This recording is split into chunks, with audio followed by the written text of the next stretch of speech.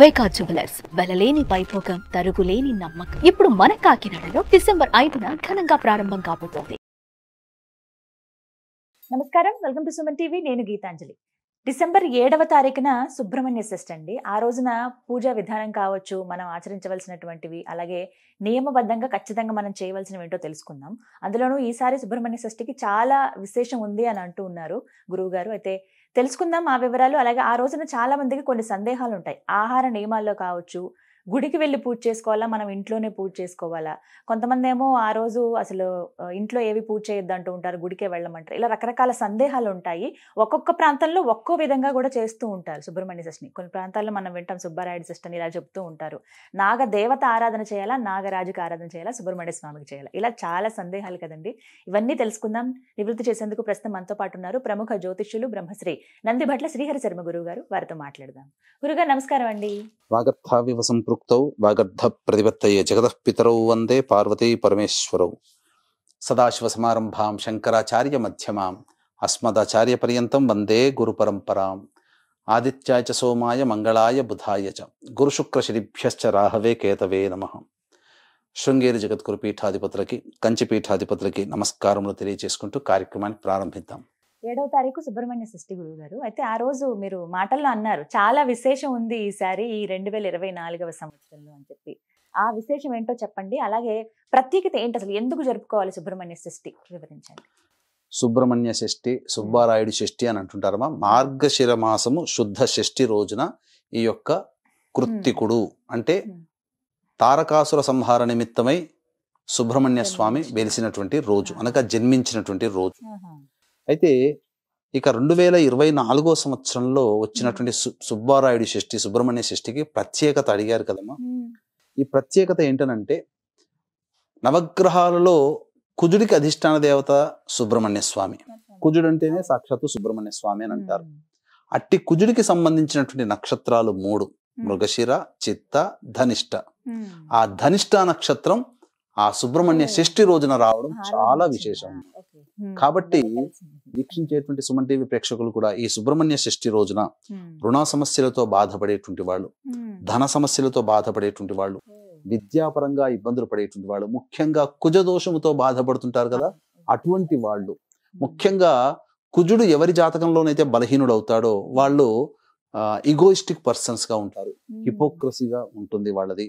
అంతేకాకుండా ప్రతిదీ కూడా తమకి తామే అన్వయించుకుంటారు, మంచికి చెడుకు కూడా తను అన్వయించుకుంటారు. ముఖ్యంగా మానసికమైనటువంటి దౌర్బల్యం ఎక్కువగా ఉంటుంది. అంటే చిన్నదానికి కూడా భయపడిపోవడం కుజుడు బలహీనంగా ఉంటే. కుజుడు బలంగా ఉంటే అందరితో కోట్లాడుతూ ఉంటుంటాడు. కాబట్టి కుజుడి యొక్క ప్రమేయం లేని కుటుంబం అంటూ లేదు. కాబట్టి సుబ్రహ్మణ్య షష్ఠి రోజున ఇటువంటి చెప్పబడినటువంటి సమస్యలతో ఉన్న వాళ్ళు కొన్ని పరిహారాలు అనేటువంటివి పాటించుకోవాలమ్మా. గురుగారు, సుబ్రహ్మణ్య స్వామి అని ఆ పేరు ఎందుకు వచ్చింది? అంటే కుమారస్వామి కదా వారికి అసలు పేరు. మరి సుబ్రహ్మణ్య స్వామి అన్న పేరు ఎందుకు వచ్చింది? సుబ్రహ్మణ్య స్వామి అనేంటే మనకు గమనించుకున్నట్లయితే పూర్వము అనేక అసురులు చాలా మంది పెట్టరేగిపోతున్నారు. అందులో తారకాసురుడు వరప్రభావము చేత దేవతలందరినీ పీడింప సాగుతుంటే ఆ వరం ఇచ్చింది బ్రహ్మదేవుడే కాబట్టి అందరూ కూడా బ్రహ్మదేవుని దగ్గరికి వెళ్ళారు. అప్పుడు అతను ఏం వరం కోరుకున్నాడు? శివుడికి కలిగినటువంటి సంతానము చేత నేను సంహరింపబడాలి అని. ఆల్రెడీ సతీదేవి దక్షయజ్ఞంలో మరణించింది, ఆత్మాహుతి చేసుకుంది. ఇక శివుడు వివాహం చేసుకోడు, బ్రహ్మచారిగా ఉండిపోతాడని భావించిన తారకాసురుడు ఈ వరం కోరుకున్నాడు. తర్వాత సతీదేవి మళ్ళీ హిమవంతుని పుత్రికగా పార్వతిగా జన్మించింది. ఇక తర్వాత బ్రహ్మదేవుడి దగ్గరికి వెళ్ళి వీళ్ళందరూ మొరపెట్టుకునేసరికి అప్పుడు ఏం సలహా ఇస్తాడనంటే, పరమేశ్వరునికి సంతానము కలిగితేనే ఆ సంతానం చేత సంహరింపబడతానని చెప్పి వరం తీసుకున్నాడు కదా.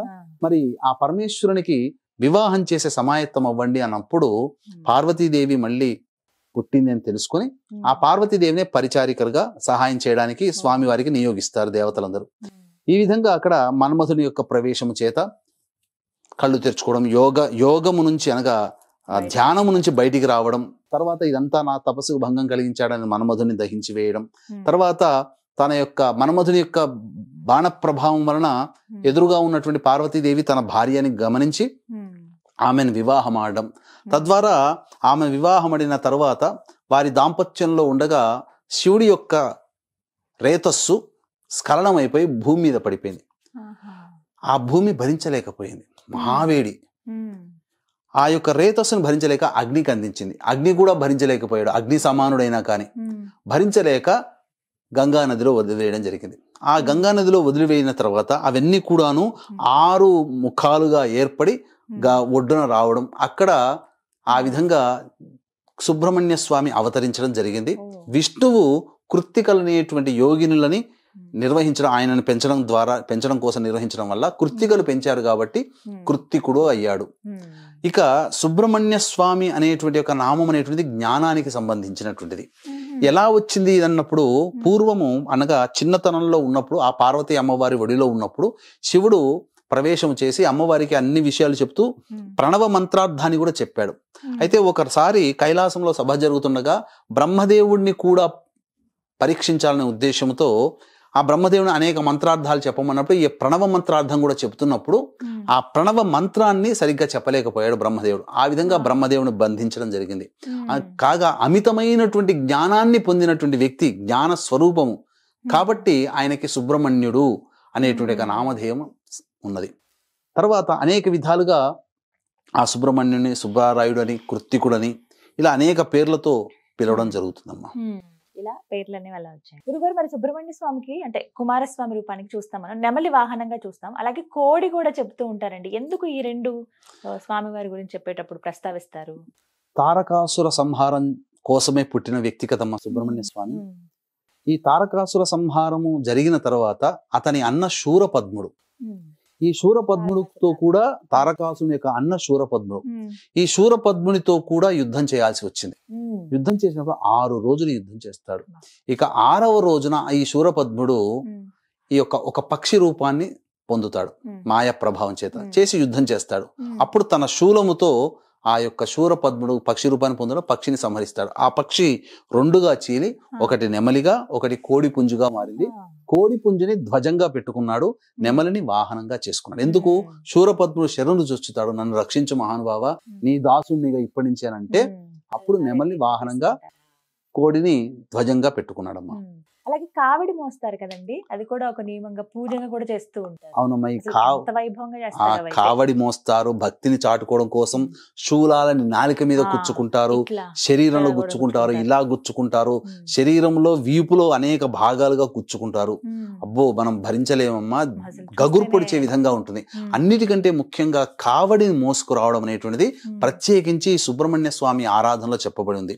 అనగా ఎందుకు వచ్చింది ఇది అనంటే, పూర్వము అగస్త్య మహాముని కైలాసాన్ని సందర్శించున్నప్పుడు ఆ యొక్క ఈశ్వరుడు వెళుతున్నటువంటి అగస్త్యుని పిలిపించి 2 కొండలనిచ్చి, ఇవి శివశక్తి స్వరూపముగా దక్షిణాది ప్రాంతంలో పెట్టవయ్యా, శివశక్తి స్వరూపముగా ఈ 2 కొండలని ఆరాధనాపూర్వకంగా చెయ్యి అని చెప్పి పంపించగా, అప్పుడు ఆ 2 కొండలని మోసుకుంటూ వెళ్ళలేక అప్పుడు ఈ యొక్క ఇదంబుడు అనేటువంటి యొక్క సంబంధించినటువంటి రాక్షసుడు కనబడతాడు. అగస్త్య మహాముని యొక్క గొప్పతనం తెలుసుకొని ఈ అసురులందరినీ కూడా సంహరించాడు కదా తారకాసురుడు, అనగా అందరినీ కూడా, తారకాసురుని, శూరపద్ముని. కాబట్టి సుబ్రహ్మణ్య స్వామిని ఎలాగైనా గెలవాలంటే అగస్త్యుని యొక్క శక్తి కావాలి, అగస్త్యుని దగ్గర మంత్ర విద్యలు నేర్చుకోవాలి అని చెప్పి వేనోళ్ల పొగిడి అతన్ని శిష్యుడిగా చేసుకోమని అడుగుతాడు. అంతటా అప్పుడు ఉపాయం ఆలోచించినటువంటి అగస్త్య మహాముని ఈ 2 కొండల్ని పట్టుకొని రావయ్యా, అప్పుడు కొంత దక్షిణాది ప్రాంతంకి వెళదాం, అక్కడికి వెళ్ళిన తర్వాత నేను అక్కడ నీకు విద్యలు నేర్పుతాను అని అంటాడు. అంత తర్వాత మరి ఎలా నేను మోయడం అని అంటే, అప్పుడు కొన్ని విద్యలు నేర్పుతాడు. కొన్ని రకాలైనటువంటి విద్యలు నేర్పిన తర్వాత ఆ విద్యలు నేర్పిన ప్రభావం వలన బ్రహ్మదండము ఆ కావడి మోసే దండమైంది, బ్రహ్మదండం. ఇక అష్టనాగులు ఉన్నారు కదమ్మా, ఈ అష్టనాగులు మోసేటువంటి తంత్రులుగా మారారు, తంతిలుగా. అంటే ఈ అష్టనాగులు ఒక వైపున ఈ 4 కావల్ని ఒకటి 4 ఇటువైపున పెట్టుకొని తక్కెళ్ళలో పెట్టుకొని 2 కొండల్ని అందులో పెట్టుకొని మోసుకుంటూ అగస్త్యుని వెంపడి వచ్చాడు. ఇచ్చిన తర్వాత కొంత రోజులు గడిచిన తర్వాత ఒక చోట సేద తీరుదామని ఈ ఇదంబుడు అనేటువంటి ఒక రాక్షసుడు ఒక చోట ఆగి సేద తీరుతాడు. సేద తీరిన తర్వాత అగస్త్యుడు ఇంకా తొందరగా వెళదాం, సమయం ఆసన్నం అవుతుందంటే ఆ కావడిని పట్టుకొని లేస్తే, దండాన్ని పట్టుకొని లేస్తే ఒకటి లేస్తుంది కానీ ఒకటి అక్కడే ఉంటుంది. ఎందుకు ఇలా బరువుగా ఉంది, అసలు లేవట్లేదని చెప్పి ఇదంబుడు పైకి వెళ్ళి చూస్తే అక్కడ ఎందుకనంటే ఈ సుబ్రహ్మణ్య స్వామి అసుర సంహారం చేయడానికే కదా పుట్టాడు. అందరూ అసురులు చనిపోయారు, కానీ ఈ ఇదంబుడు ఒక్కడే మిగిలిపోయాడు. కాబట్టి ఈ ఇదంబుని సంహరించాలని అక్కడ ఆ విధంగా వచ్చి ఆ యొక్క ఒక కొండ మీద తాను నిల్చున్నాడు. ఈ బాలుడు ఉండడం వల్లనే ఈ కొండ పైకి లేవట్లేదు, నేను ప్రయాణానికి ఇబ్బందిగా ఉంది, గురువు గారి దగ్గరికి వెళ్ళి నేను మంత్రోపదేశం తీసుకొని విద్యలు పొందాలని చెప్పి ఆ బాలుడితో యుద్ధం చేస్తాడు. ఆ యుద్ధం చేసినప్పుడు బాగా గొప్పగా యుద్ధం జరిగిన తర్వాత కుమారస్వామి ధాటికి తట్టుకోలేక మూర్ఛిల్లిపోతాడు. మూర్ఛిల్లిపోయినప్పుడు ఈ వార్త అతని భార్యకి తెలుస్తుంది. అతని భార్య 2 కుండలలో ఆవు పాలు పట్టుకుని వచ్చి అతనికి నా భర్తను నాకు ఇప్పించమని చెప్పి ఆ యొక్క పాలని అతనికి సమర్పిస్తుంది. ఆ విధంగా మెచ్చినటువంటి ఆ ఇదంబుణ్ణి రక్షిస్తాడు, సంహరించకుండా వదిలిపెడతాడు. ఇక ఈ కథ ద్వారా కావడి మోసుకుంటూ వచ్చినటువంటి సందర్భంగా అది పళని క్షేత్రం అయింది. ఆ ఇదంబుడు వదిలిపెట్టినటువంటి కొండ ఏదైతే ఉందో అది పళని సుబ్రహ్మణ్య క్షేత్రం. కాబట్టి అక్కడ వెలిసినటువంటిది, కొండ మీద వెలిశాడు ఇప్పటికీ కూడా. కాబట్టి ఆ పళనిలోనే ఈ నవపాషాణ లింగం అనేటువంటిది ఉన్నది. అనేక రకాలైనటువంటి రహస్య రోగాలకి కూడా ఆ నవపాషాణ లింగము అనేటువంటిది వాడబడుతుంది. విగ్రహం కూడా అంతే, నవపాషాణంతో చేశారు. అది తమిళనాడులో సిద్ధి పొందినటువంటి భోగేశ్వర్ అనేటువంటి ఒక సిద్ధ పురుషుడు. మనకు నాగార్జునుడు అయితే ఎట్లయితే ఆయుర్వేదంలో సిద్ధ పురుషుడో 21 మంది సిద్ధ పురుషులు, అందులో నాగార్జునుడు ఒకడు, భోగేశ్వరు కూడా ఒకడు. అలాగే ఈ సంబంధించినటువంటి కావడి అప్పటి నుంచి ఆరాధనలోకి వచ్చిందమ్మా. అప్పటి నుంచి చేశారు. ఇప్పుడు కూడా అంటే ఎలా మోసుకుని వస్తారని అందులో ఏమేమి పెట్టుకుంటారు? అందులో అన్ని కూడా స్వామి వారిని అభిషేకం చేయడానికి అభిషేక జలాలు. ఇదే కావడి ఆచారం నార్త్ సైడ్ లో కూడా ఈ శ్రావణ మాసంలో మహాదేవ్ బాబా, భోలే బాబా అనే నామంతో ఆ యొక్క శివునికి అభిషేకం జలాలు, అంటే వాళ్ళ ఊర్లో ఉన్నటువంటి తటాకము సరస్సులో ఉన్న నీళ్లు, వాళ్ళు ఎక్కడైతే ఉంటారో అక్కడ అన్ని నీళ్లు పట్టుకుని వచ్చి ఆ నీటితో అభిషేకం చేస్తారు. పరమ పవిత్రంగా పూజించుకుంటారమ్మా ఆ కావడి. అయితే ఇది ఆ రోజున. అయితే ఇప్పుడు పూజ విషయాలు మాట్లాడదామండి. ఎలా చేసుకోవాలి, ఇంట్లో పూజ ఎలా చేసుకోవాలి? ఖచ్చితంగా ఆలయానికి వెళ్ళవలసిందేనా? ఖచ్చితంగానంటే ఈ సుబ్రహ్మణ్య స్వామికి సంబంధించినటువంటి దోషంతో ఉన్నవాళ్ళు, కుజ దోషంతో ఉన్నవాళ్ళు కావచ్చు, సర్పదోషంతో ఉన్నవాళ్ళు కావచ్చు, ముఖ్యంగా కాలసర్పదోషంతో జన్మించినటువంటి వాళ్ళు ఈ సుబ్రహ్మణ్య షష్ఠి రోజున కాలసర్పదోష నివారణ పూజలు గనక చేసుకుంటే అత్యంత శీఘ్రముగా ఆ దోషము తొలగిపోతుందని చెప్పొచ్చు.